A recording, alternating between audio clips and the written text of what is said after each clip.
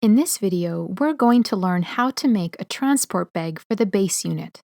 It has cotton on the outside and PUL, or polyurethane laminate, also known as diaper laminate, on the inside.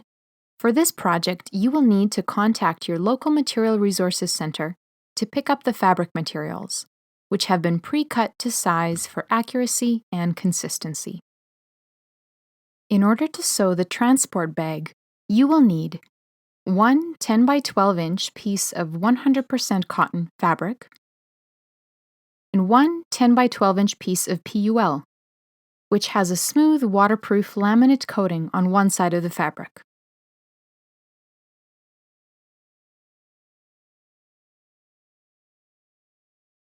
You will need matching thread that goes with your cotton fabric,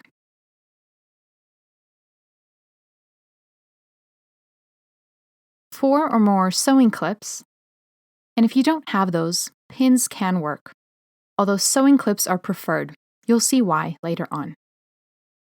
Good quality sewing scissors, a seam ripper handy just in case, a measuring tape, a pencil or a point turner, and a piece of fabric for testing out your stitch length. Before we begin, it's helpful to test our stitch length. We don't want it too small or too large. I have my machine set at just past the number 2 setting on my stitch dial, which means my stitches are a little over 2 millimeters long. So this stitch length is too small and will be hard to manage all the layers and get an even stitch line. And this is a little too big and may not be secure enough. Something like this size, a stitch length that's slightly bigger than 2 millimeters, is the sweet spot. So this is the finished side. We want to make sure we have the shiny side facing outward in the finished product, not the dull side.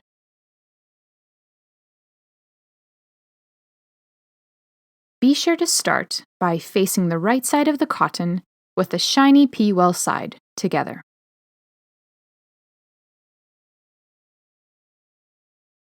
Then we're going to sew the top 10-inch end and the bottom 10-inch end. Carefully place a couple clips on each end, making sure the fabric stays lined up throughout.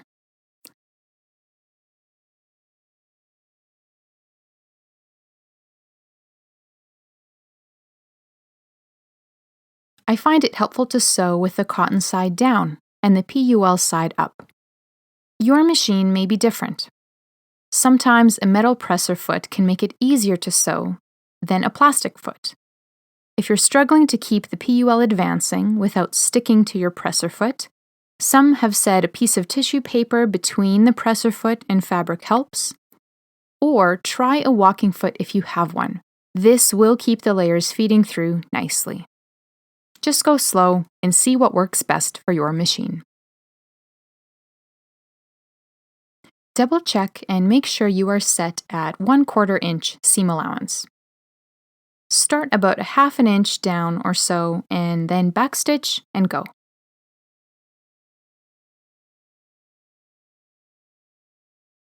Take the clips out as you go.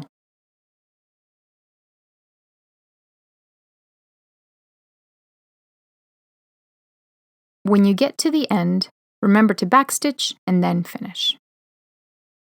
Trim the thread on each end.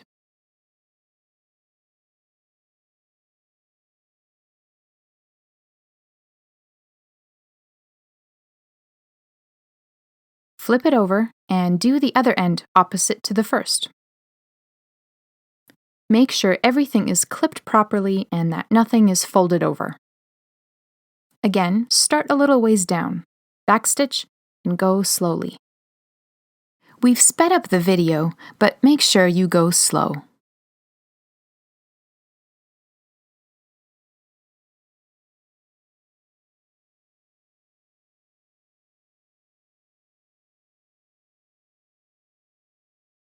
There's our second seam.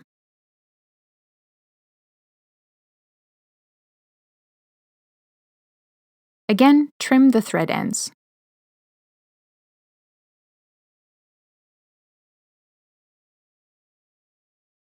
It's important to remember that at this point, we are only sewing the bottom and the top 10-inch ends, not the 12-inch sides.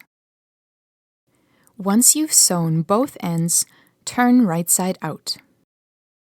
Another important thing to note is if you're sewing both the transport bag and the base unit, on this transport bag you want the shiny side out because it's supposed to keep things that are soiled or wet contained here.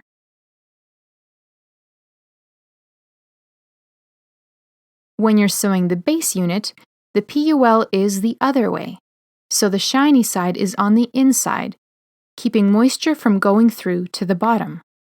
So, the base unit has the dull side out, and the transport bag has the shiny side out.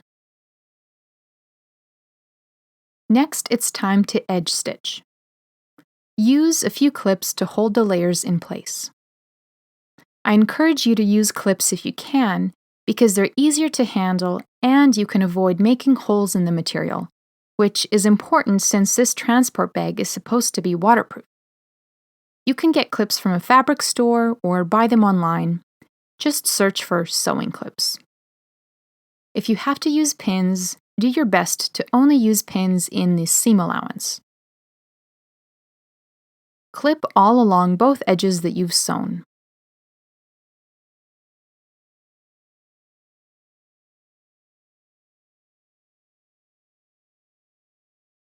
Once everything is clipped, take it back to the machine. Once again, I have the cotton side down. As far as the seam allowance goes, we can do 1/4 inch, or a little less. We want this end flat and neat, and 1/4 inch is a comfortable width that avoids the seam allowance bulk inside as you sew. Start a little ways down, backstitch, and then keep going, taking out the clips as you go.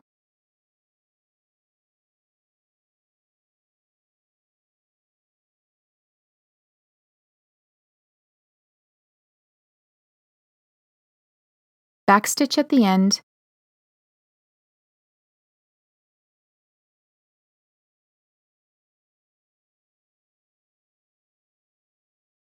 and trim the threads at the ends.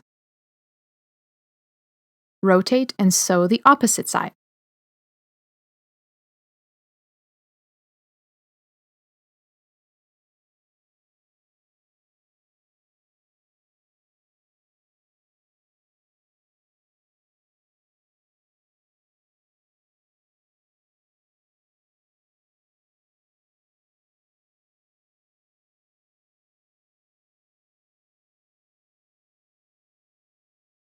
Lay out your transport bag with the cotton side facing up.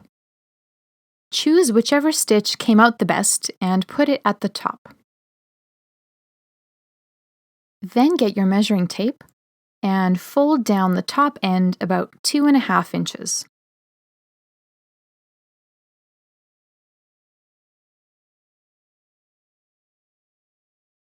Clip at the fold to hold it in place.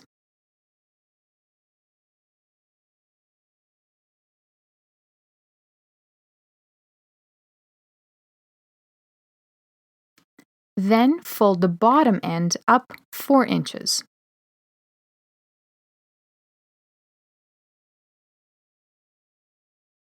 Clip this in place. Finally, place a clip on either end. Feel free to use as many clips as you need. Now head back to the machine to sew the edges together. You will want to have a 1/4 inch seam allowance. As always, start a little ways down, backstitch, and go slow. You may need to really encourage it from the back to move it through.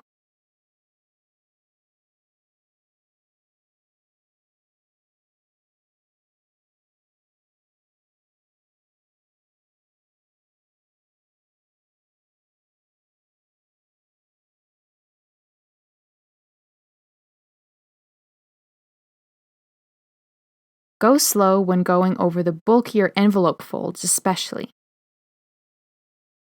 Remember to backstitch when you get to the end. Clip the threads. We will come back to the ends to do a little bit of trimming, but I will explain that later. Flip it over and do the same to the other side.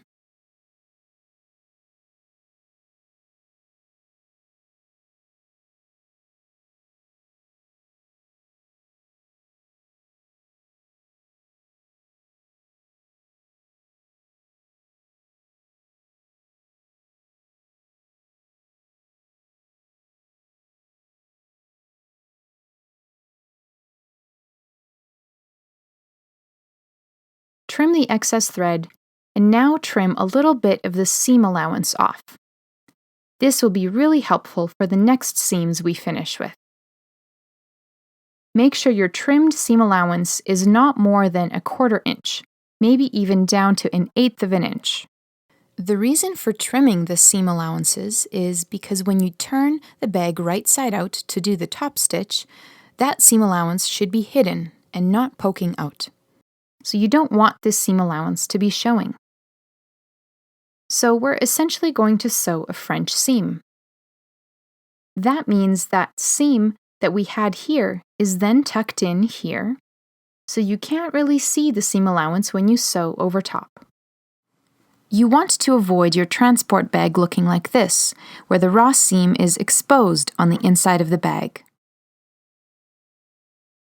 A French seam makes the initial seam allowance invisible. So we're going to turn it right side out, and this is where our point turner comes in.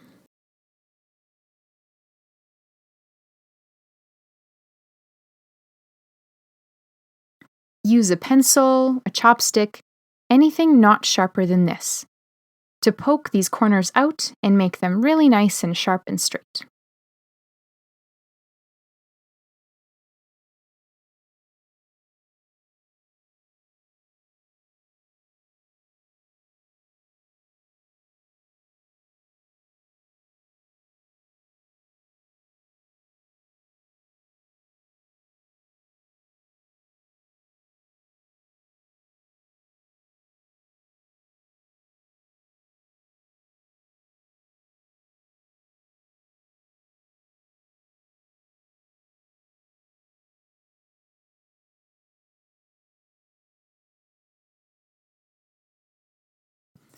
Head back to the machine.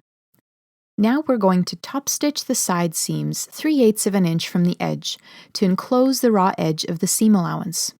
This is where we are completing that French seam.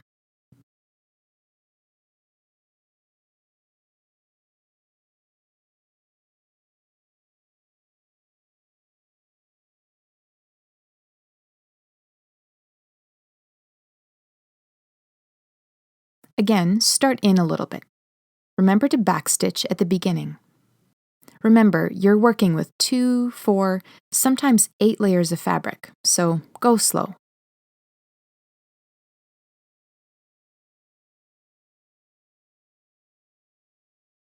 You can really secure the edge by backstitching here.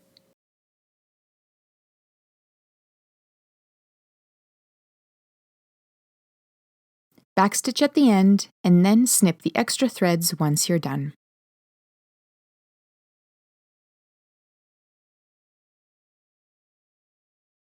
Flip it over and do the same on the other side.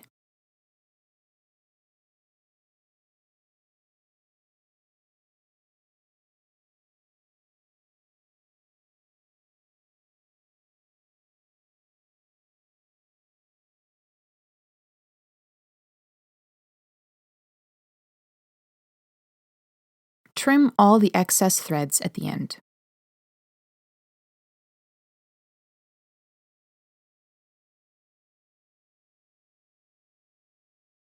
And then admire your handiwork.